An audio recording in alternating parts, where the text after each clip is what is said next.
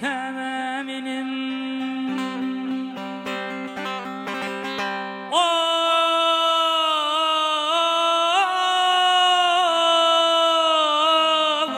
hoş halini kememinim ben bugün gitmeli buldum.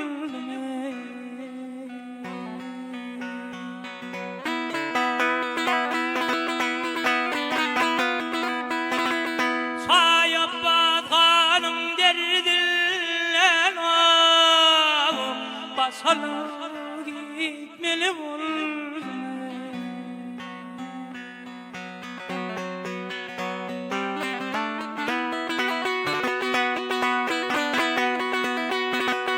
Gözmenim ayralı mekrine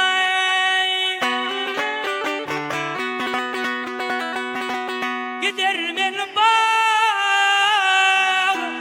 çevrine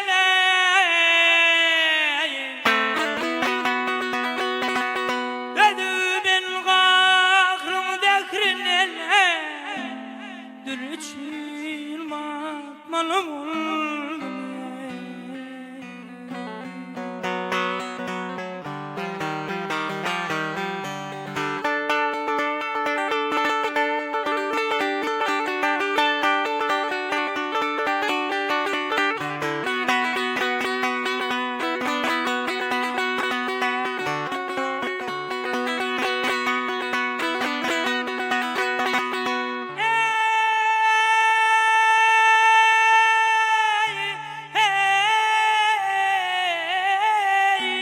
gidebilmen ay hiç bu yerine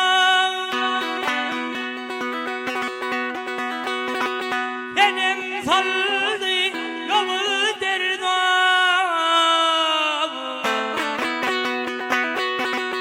yar yar diye yar yerlerden bin mezgil tutmalı buldum.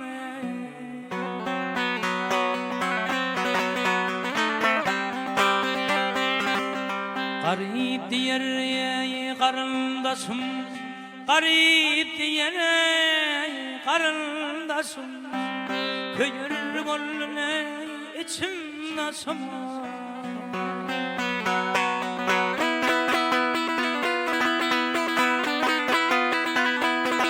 Hey, yıldı yay dillere başım.